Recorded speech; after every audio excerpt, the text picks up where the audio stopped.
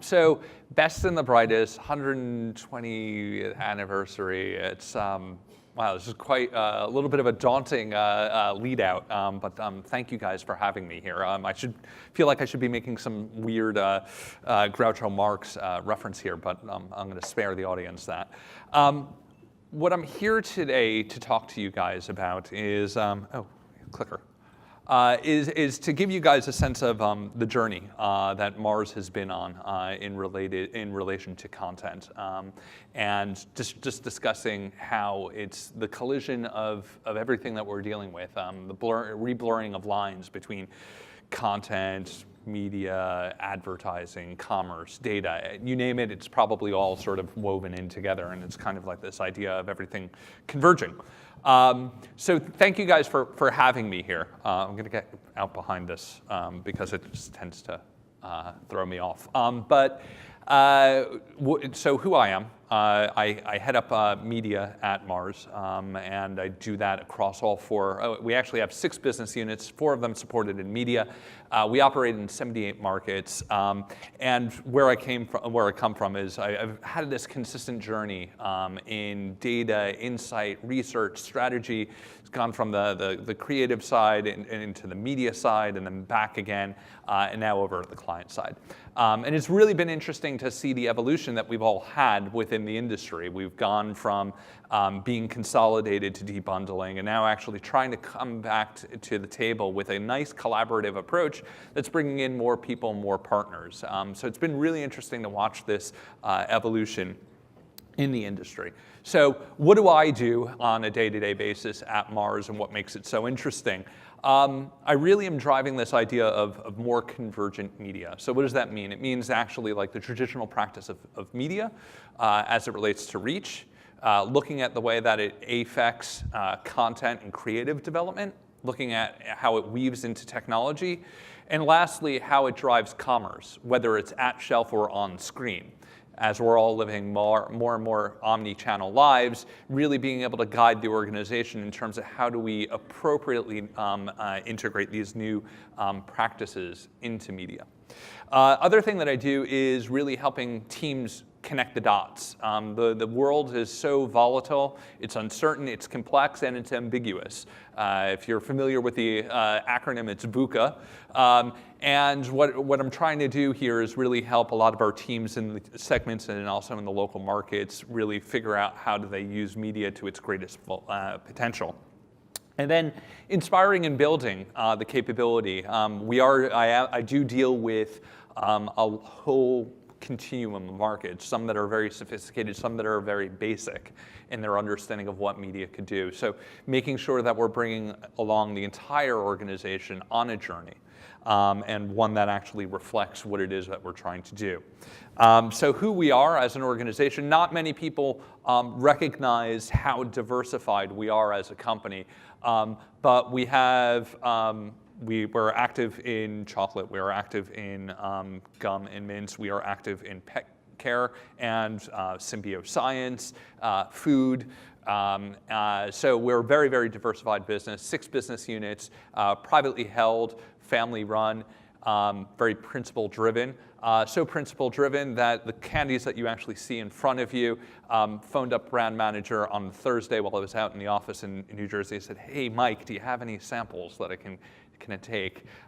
So we literally loaded up my car, brought it into the city, had a messenger pick it up. So just gives you a sense of the grit and the entrepreneurialism that's actually marked by the Mars organization.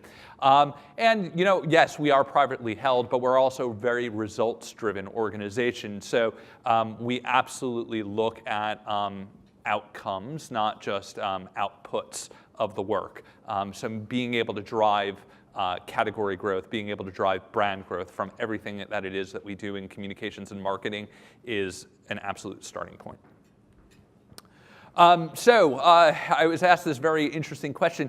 Tell me about the journey that Mars has been on in content. Well, quite honestly, frankly, it depends. And it depends on a bunch of different things. It depends on the market, depends on the brand, depends on the consumer, depends on the barrier, depends on everything. So the interesting thing is that sitting across 4 different business units with 78 markets in media, you actually see that there's a huge striation of different journeys. Everybody is on a different path and a different experimentation. So honestly puts me in a little bit of a fund manager's position where I'm actually able to see how different stocks, if you will, are performing on their content journey. And we've actually had some really, really great successes. And what I'd like to do here today is share with you and reflect on our journey all of us are actually on. So what is media at Mars? This is a great image. Saul LeWitt, one of my favorite artists, actually did this great open source collaboration with students and people in a university town. And what you see here is beautiful colors, connecting of dots, and collaboration. And that's really what we're trying to do with media at Mars as a community. So making sure that we are reaching out beyond just a traditional media plan, that we are actually collaborating with our partners in marketing and sales and e-commerce internally, partnering with our agencies, BBDO, GDB, MediaCom, Starcom in certain cases, and also collaborating with the marketplace appropriately. So really that's what we're trying to do, all in the pursuit of really great work that we're really proud of that actually drives business growth. So what are we actually really contending with? And it's really funny, you know, you just look at the industry press and it's just constantly hammered day after day in terms of just data. And I think it's just, we're really living at this accelerated pace of change, and it's really this idea of mores, right? We've got more data, we've got more channels and platforms, we've got more time spent with media, we've got more competition, we've got innovation and disruption that's constantly happening. It's really, really a very confusing, exciting, exhilarating time to actually work in this space, which is really about what this image is, which is kind of like you're hit with this giant tsunami, this tidal wave of everything that's going on out there. But how do you actually make sense of it all? And really the only way that you're going to do it is by surfing change. And that's really what the challenge is for all of us in a marketing leadership function, is be able to actually see the way out of chaos, be able to connect the dots and humanize things as much as possible. And that's really what we're trying to do. And what it all comes back to is just really, really good basic planning, whether you're on the creative side, media side, whatever it happens to be. It's just critical thinking in pursuit of solutions. What's the barrier? And really what we've been thinking about is this two vectors that allow us to actually bring our brands forward and continually grow them, which is this idea of being timeless and also being timely. So when we talk about being timeless, it's actually being able to tell a really consistent brand story, have a place in culture, be able to unify people, be able to actually have stories that are enduring and memorable. When we talk about timeliness, that's actually about being in the moment, being more addressable, being more relevant, and actually driving talkability. So there's the idea of being, standing for a lighthouse, but also being that spark at the same time. So really, really interesting challenge for us all to navigate in media and communications in general.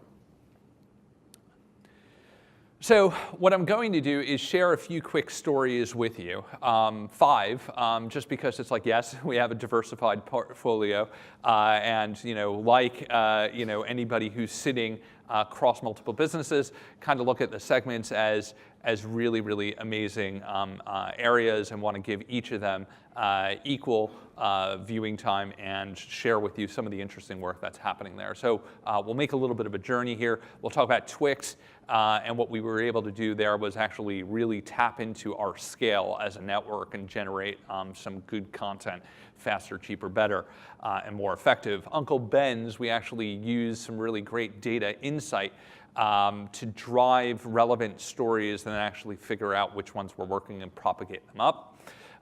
In China, so this is a portfolio discussion in terms of China chocolate. What we were able to do there was really build content into the day-to-day business. It's a really, really amazing journey out there. And if you are dealing with the China marketplace, it's so much fun.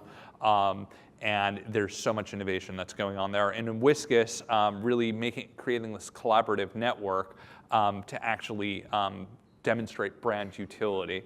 And then finally, extra, and making emotional impact actually drive culture. So the first thing that we'll talk about is Twix. Now Twix, it's interesting, everybody's familiar with right versus left in terms of the campaign platform that both media and creative are working off of. As we look into the future, for this brand, being able to tell that story more consistently, being able to tell it over time and space, being able to get people to actually join in that discussion in terms of right versus left. We felt like there was additional opportunity to build depth here. So what we wanted to do was create more content, create it more effectively, more efficiently, and actually tap into our network. So working with Google, working with BBDO, working with Mediacom, what we ended up doing was looking at 8 creative teams spread across 4 different markets to actually create content. What we ended up doing was then putting that out there into the marketplace digitally, and then looking at behavioral metrics to actually figure out what worked, what was resonating with whom, and then actually being able to link that over to sales pretty quickly. So it's a really, really great case study of how we've been able to harness our network, harness our data capabilities, and collaborate inside and outside of the organization with our agency partners to actually drive some really great work. So what we'll do is we'll take a look at the winning work. Was really great. Would like to definitely thank the guys from Mediacom, thank the guys from Google from making this all possible. So excellent, a really fun piece of content there, and actually, it's not short, but people actually watched it. Our view-through rates on it were actually quite high. Our recall and our purchase intent, so some of our claim metrics, which we don't necessarily truly embrace on a day-to-day basis, but we were willing to take a leap. And then our sales metrics on the back end of this were actually really quite promising. That shows that, yes, content absolutely can drive business. And the beautiful piece of this content is that it's really about taking the platform and enhancing the brand experience there. So, one of the things that we actually bring forward to the market as you think about platforms is really about taking platform experience and hitting that home. Next example that we'll talk about is Uncle Ben's. Now, Uncle Ben's is an amazing, amazing brand and business. What they were able to do through a lot of their research was really determine that meals that are cooked together by a family lead to better sort of family bonding. It combats really bad things that typically happen in terms of the destruction of families and all of the social mores that you can actually put out there. But also that meals that start with rice are definitely more nutritious. They tend to go to a lean protein and actually combat things like obesity, so lower glycemic index. So really, really great insights that the brand and the business have. So what they want to do ultimately is get people cooking more often with rice because it's going to lead to healthier outcomes. Now, what they ended up doing was really good bit of planning on Mediacom UK's part was looking at when are people thinking about healthy food choices? And what they ended up finding out was that it was actually when the weekend closed in the beginning of the week, because you did all that bad damage to your body, either by drinking, going out, eating, dessert, that you typically probably aren't going to have when you go out to a restaurant. So there's really, really nice behavioral insight there. And they said, well, what if we could actually help people get to healthier food choices quickly, beginning of the week, and really show them, quick solutions that are going to drive healthier outcomes with our brand being the hero here. So that was the content idea. What they were able to do was work with various media platforms.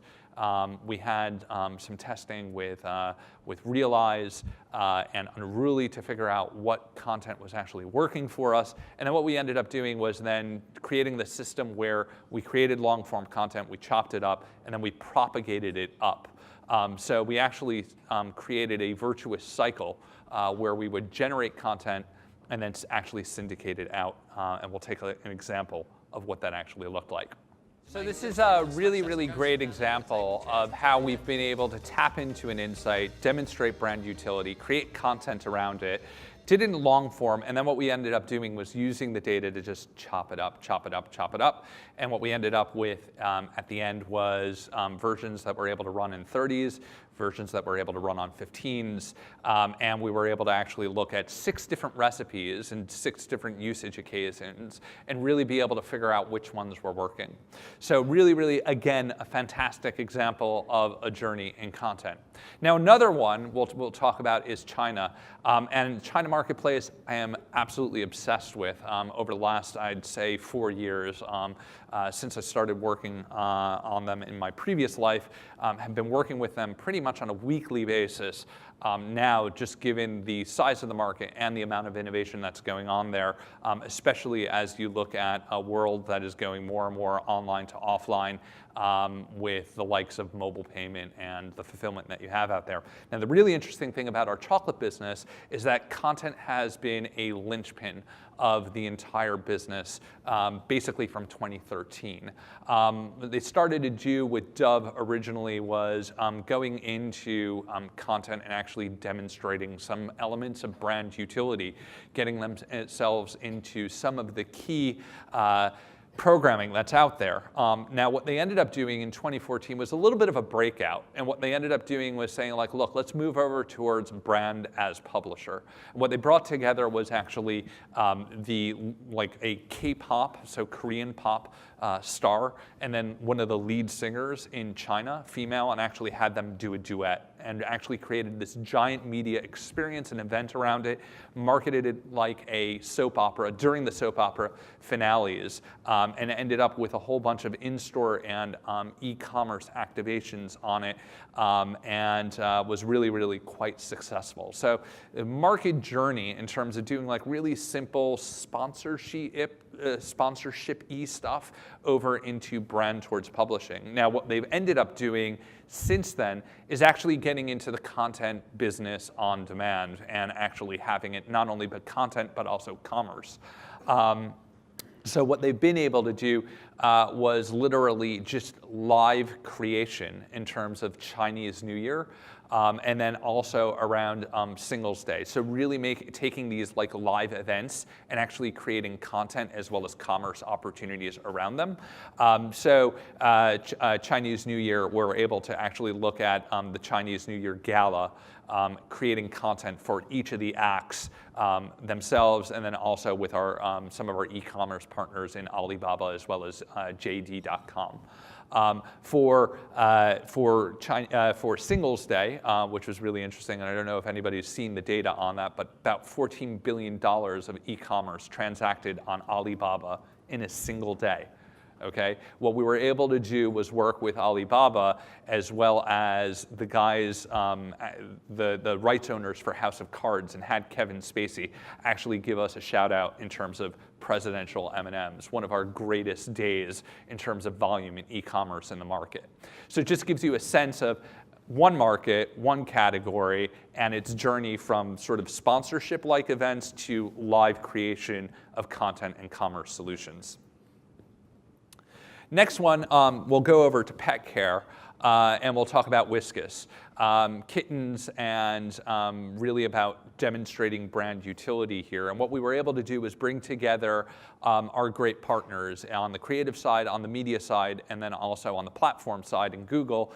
And we're able to actually create a video series, 9 episodes, about how kittens are interesting and fun and how we actually have to think about their development much in the way that you'd think about a toddler's development. Was actually really done well. 9 episodes. Encourage you guys to go over to our website and actually take a look at them all. We worked really, really efficiently with College Humor to do the production in a very scalable and efficient way. So really, really about bringing together the right people around the right solution and being able to execute against it. Right, and then Extra, and I'm sure a lot of people have seen this, hopefully. This is, this answers the question of like, well, you've got really, really great content. How do you actually get it out there? How do you have other people actually contribute to your story and do it really well? So it's funny, when this creative idea was shared with the leadership team, I was in the room and there was actually, everybody was crying at the end. It was really quite interesting being there, being in the room with colleagues and everybody being, crying. But the question was, how do you take a really long piece of content and how do you actually get it out there? And what we ended up learning was that yes, you'll get press coverage, but ultimately at the end of the day, it's really about great content and then also thinking about it as a catalyst and really thinking about yourself tipping over some dominoes really quite choicefully. What you'll see here is a whole bunch of media logos grayed out because, yes, we got coverage in the broad media types in the industry press, but actually what really ignited us was, one social outlet, influencer, publisher, and was actually, we were able to tie this back to Love What Matters, and actually their single organic post of our content was actually what led to the snowball effect that Sarah and Juan had. What's really also fun is that all of the content that's come up around this. So there's actually 2 comedians in Australia who did a parody video on it. And then there's also been a whole bunch of other commentary videos around it. And what we'll do is we'll actually take a look at what one of those examples look like in terms of Let's React. So we'll go to the video. It's all about content and the pursuit of emotion that drives cultural reaction and actual physical reaction towards growth, generating sales and commerce. And that's what we have to embrace in all of our journeys within content, everything that we do.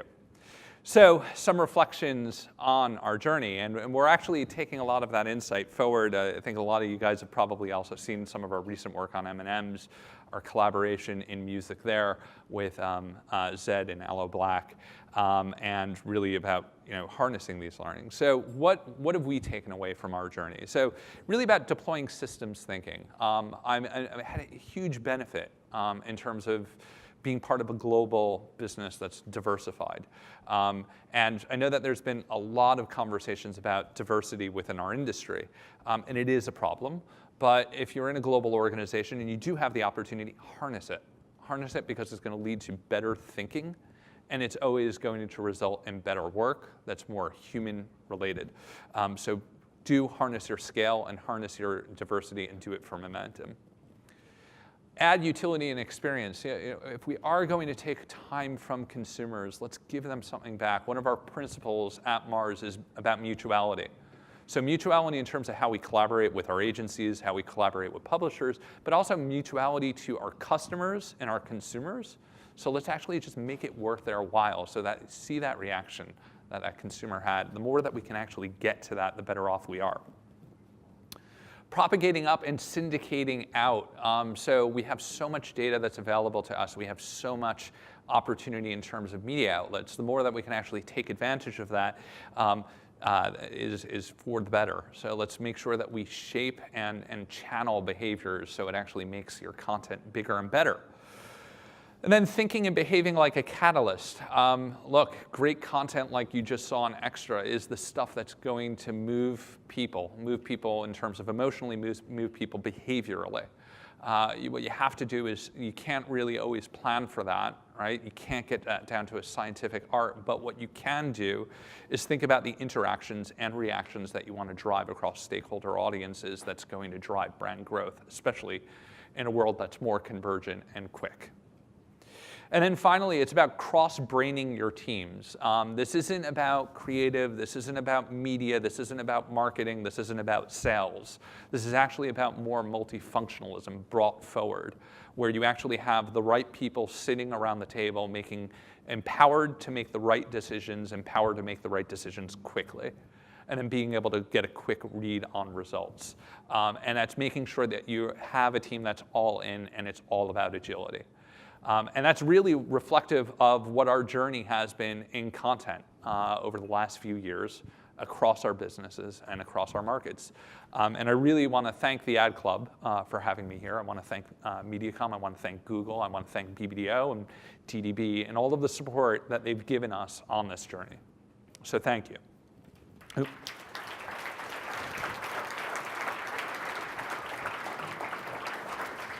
Well, I was worried that I wouldn't be able to come up with questions, but that was great, and I've got a whole page. But I've been told to say that we have time for just a few questions, so we'll take a couple questions from you guys. I've got a couple, and then beyond that, I really encourage you, Rob is going to stick around at the break. Do find him and continue the conversation. And I'm sure there are other ways that he'll enable us to continue that conversation. So my first question to you is either how do you or do you distinguish between advertising and content? And when did that kind of movement take place between advertising and content? Yeah, no, it's a great question. So I think what we've been doing is triggering that transition that everything that a brand creates, in essence, is content. And we've been triggering that conversation consistently over the last year. And really what you have to do is think about, is it driving just the brand story? Is it creating utility? Is it doing a combination of the two? And then what is the originating source of it? Is it an advertising agency? Is it a publisher? Is it a content producer? And really what you have to do is start thinking about things almost like in a Lego framework, and thinking about, how do things actually stack up? And that's really what we've been trying to engender, is that this thinking of a connected thinking and really about fluid. So less about hard lines and more about connection of things. Okay, so that actually gives me two more questions, but I'm only going to ask one. So, we live in a world of data. You talked about data. You've got multiple sources of communication. How do you measure it? And how do you measure any individual piece? And then how do you measure the entire array of messaging? Yeah, absolutely. Great question. I think our folks, our partners at Mediacom might actually chuckle in this, and which is we've been making a journey in terms of the way that we've been looking at measurement. We're an organization that embraces measurement and research and effectiveness, very much so. Sometimes to the point of embracing it so it can actually be strangling.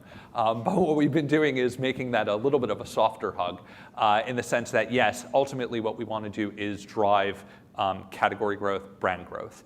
But there are a bunch of metrics that should be leading indicators that actually get there. And what we've been doing is partnering with our agencies, partnering with some research bodies to really start decoding what those leading indicators are. So we're actually going into the marketplace with a much more balanced scorecard that can actually spot how things are affecting campaign and assets that ultimately lead to category and brand growth. And that's, so is that all science, or is it a combination of kind of art and science in terms of how you're doing your learning? It's artful application of science.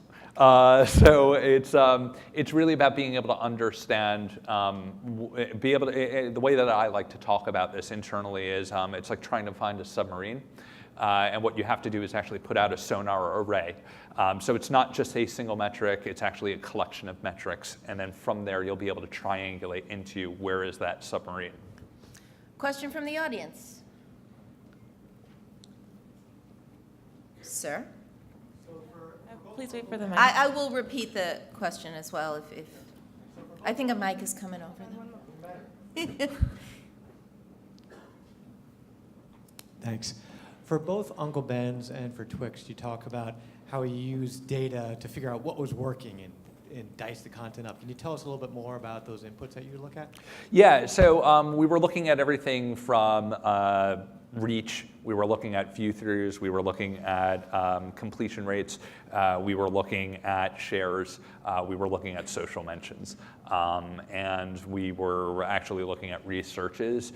So especially on like an Uncle Ben's, when people are actually looking at the recipes, getting inspired, and then are they actually going back and cooking? So then that right there gives you a sense of like the different array of metrics that we were looking at. It wasn't just a single one, but was actually a combination of 5 metrics that we were looking at.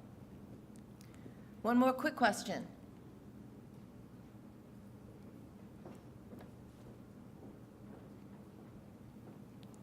How much time do you spend in predictive versus measurement in trying to figure out what you should create versus just measuring what you've created in the performance?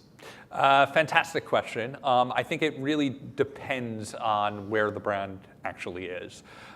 So for a brand like Snickers, for instance, which has a very clear understanding of where it needs to be in terms of content, I would probably say that it's less in predictive and is more in outcomes measurement in terms of the content that we're actually putting out there.